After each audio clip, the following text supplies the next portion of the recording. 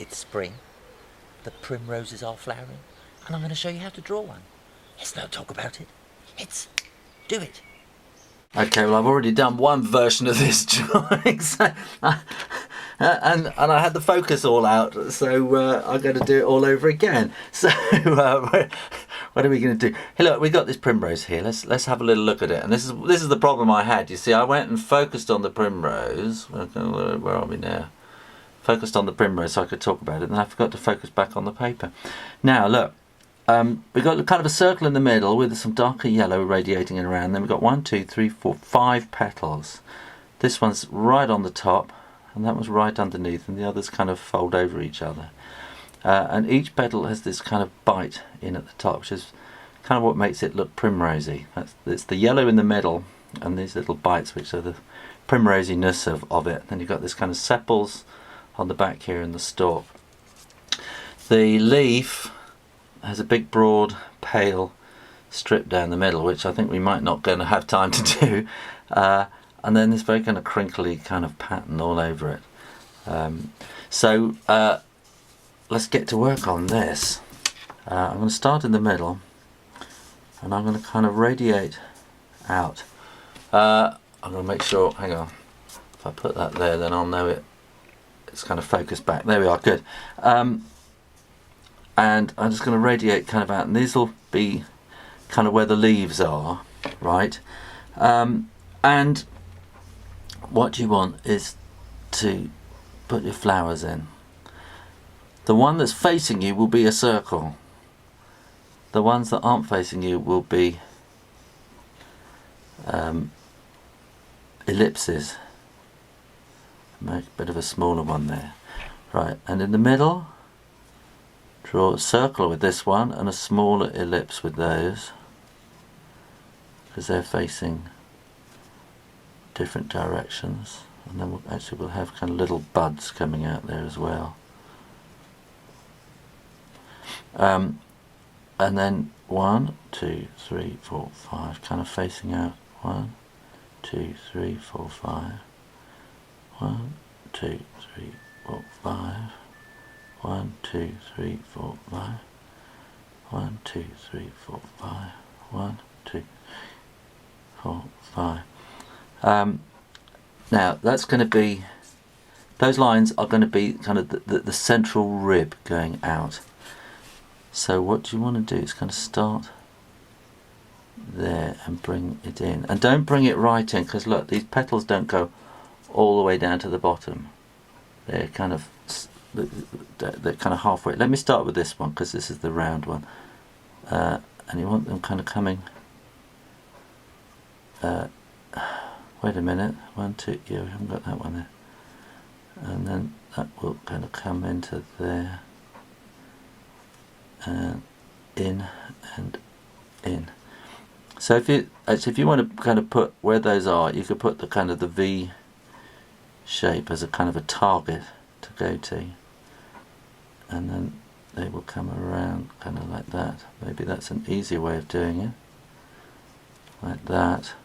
So put that kind of the V shapes in as the target, and then they will kind of join up like that. And V, V, V, V, V. And it's a beautiful day here today.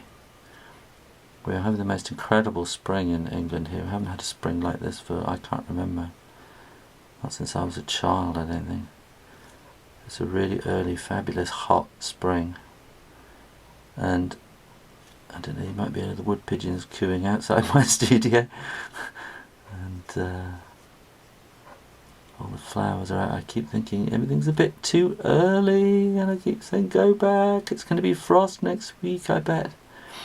And but maybe, I don't know, sometimes you get these strange things. We've got the royal wedding next week, and you know, everybody's grumpy from the procession and everything. How many informed? Okay, we need to do the leaves now. So, you know, sometimes you get these amazing springs that kind of go with the royal wedding, and everybody remembers them years later. Anyway, I'm going to do these leaves. I'm going to make sure the leaves go behind the petals like that, because the very pale lemony yellow kind of petals that you get, and the paleness won't show up unless you have a darker background. So that's kind of the secret to this. Right, let's start getting painting. See, I was all set up for my previous. Here we are. Now I'm okay.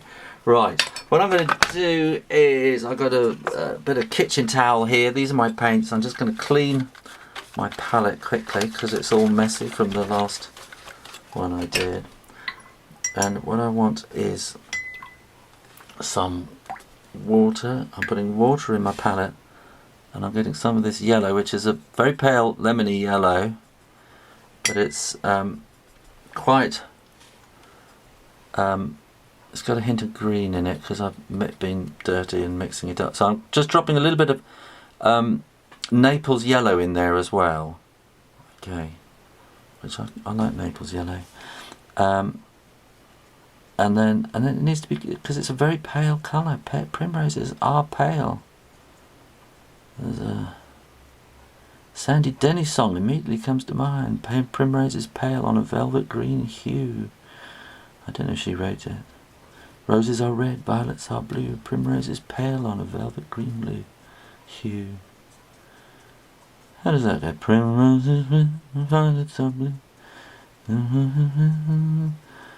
Oh, summer days on a wall.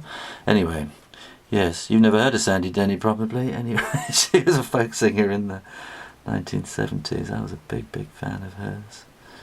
She died, unfortunately, falling down the stairs. Very sad. Very talented lady. Anyway, now, what I'm going to need now is a little bit of a darker, stronger yellow. And I'm now just waiting really for the... I'll get another bit of kitchen towel here. Kitchen towel is really good when you're painting, as it's absorbent. I'm just going to dot that a bit because it's still a little bit wet. Okay, this one here is nice and dry, so I'm going to start dropping yellow into there. So it's not actually dry, but the kind of the wetness, you can see the well, I can see the sheen of the water has kind of come off the top, and so if I just drop colour in there, then it will just kind of spread and radiate out in a rather lovely kind of way. And maybe put a little bit of into those bits there. And now I need to use the vacuum cleaner, the hairdryer. So I'm actually going to switch off for a second to save time. Okay, back in a second. Okay, I've just dried that off with the hairdryer. You've seen me do it many times. If you haven't, then this is probably the first of my videos you've watched. So press that subscribe button up there and then come back and watch lots more. Okay, now we need a green. We need this kind of velvety green. So I'm going to put some emerald green with a little bit of blue. And then I'm going to soften it down with some of that yellow. That's too much, I think. I want a bit more blue in there, I think that's okay. Oh, you're not watching. Hang on, there we are, yeah. And I haven't really drawn the leaves in, have I? So I'm going to want them with a kind of crinkliness. Draw all the way around, but don't draw behind, over the petals. So stop when you get to the petals. I'm going to draw in around there, and maybe there's another one hiding behind there. I haven't drawn the sort of sepal bits in there, have I? They should be there, like that. There's a bit going in there, so that will want to kind of come out around there. Probably have another little leaf there. Make it kind of wrinkly and crinkly, the edge, like that. And there we go. So that gives us the, what we're painting to now. We've got an edge to paint to. Now this is quite difficult for me because normally I would be painting at an angle especially when you're trying to do kind of flat colour washes like this. You need to use gravity to help bringing the paint down. I don't think I've really done a video on that. I should do a video on how to do colour washes, which I learned to do working for Her Majesty's Land Registry, which is a kind of government organisation which registers everybody's piece of land, so that you can't actually find out who owns a piece of land, but if you own the piece of land, then you can go to the registry and they've got it written down, then you can prove that you own it. And sometimes it would be very useful to be able to just go along and find who owns that piece of land, but that's the kind of privacy issue there. And well, they might have changed the law since then, I don't know, but I don't think you can. And I used to paint maps, and I used to have to get great big legal documents out and work out who owned what piece of land, and then on the map then I would paint and colour in areas in pink and green and all sorts of things. And they, when I started the job, they spent about a week teaching you how to do perfect colour washes. So I became a bit of an expert on colour washes. When I got to art college, I had to teach everyone how to do them. I had to teach the lecturers how to do them as well, because they'd never seen such perfect colour washing before. So anyway, right, now that's that. I'm going to put a little bit of blue into that and just a tiny hint of kind of grey, and now I'm going to start dropping this colour in underneath, behind that petal. How are we doing for time? Oh, this is going to be so long, isn't it? And then I'm washing out my brush and just letting with clean water, just letting that dark colour just wash out into the rest of the thing. So you kind of get this darkness in the middle, and you're going to want a bit of darkness underneath there and behind there. So these are kind of shadows of the petals, which will make the petals stand out a bit more. And this is quite, what would you call it? It's not realistic. Well, it's kind of realistic. It's a little impressionistic, isn't it? I suppose, because for one thing, I haven't got the time. I think if I had time, then I would make it. I kind of put this kind of spatter in there like that.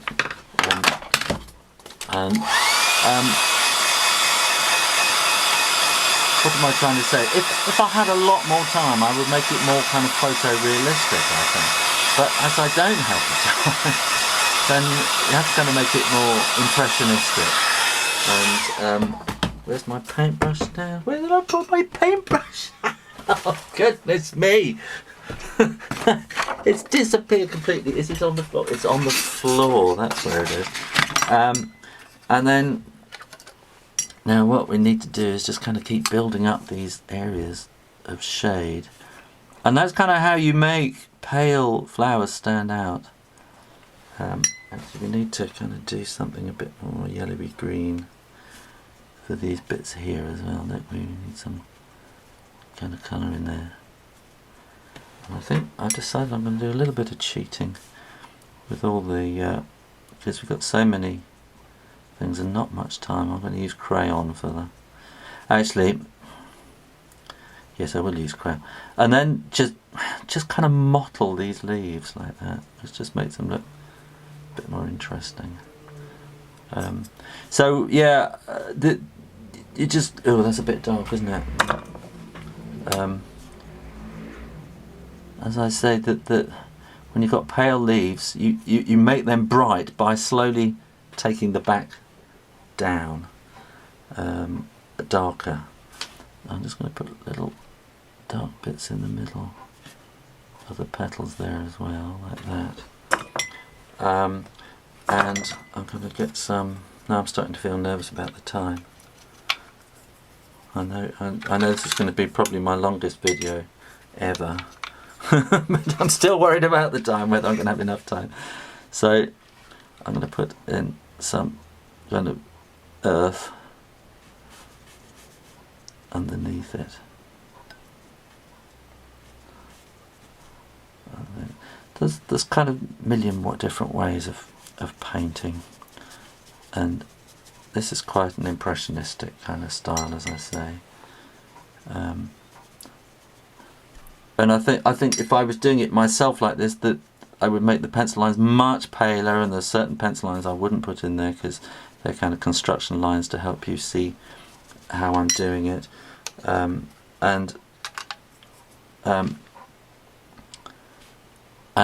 if you have to do lots and lots of construction lines and it's a complete mess when you're drawing it, of course what you can do is you can kind of plan out your drawing, and then you can trace it, and then colour the tracing. Then you won't have all those construction lines in there making it look a bit messy. And we'll just kind of drop in the background like that, and then I think I just need a tiny little bit just of shade in there just to make them stand out a bit. And I'm just going to do kind of last bits of shade like that. Probably like that. I think that's probably the one there too. I think that would be hidden under there. That would be hidden. Right, I think you could play with this forever and ever and ever, but I've got to make a decision and say I think that's it for the moment.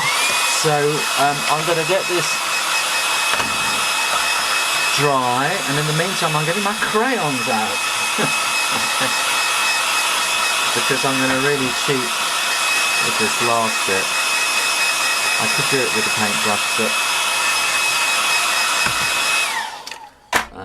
I'm just going to sharpen up my crayon. So this is kind of a nice dark green colour, and then I'm just going to draw in all these veins on the top, because it's just kind of some things I find easier doing with a crayon. But you don't want to do this until you know that you've got your painting done, and you know you're committed to having finished all the painting. And you can also use to add in a little bit of shading as well, like that, and a bit more shading underneath there. And I think I'm going to call that a day. So if you enjoyed doing that and you want to go and do that on an Easter card or something, I think somebody would be very pleased if you did that for them as an Easter card. Or just for the joy of spring, or whatever it is. So if you enjoyed that, keep coming back to the Shoe Rainer Drawing School, Shoe Rainer Drawing channel on YouTube. And keep drawing, keep painting. Have a happy Easter, don't eat too much chocolate, and subscribe. And I'll see you next time. Okay, take care. Bye bye.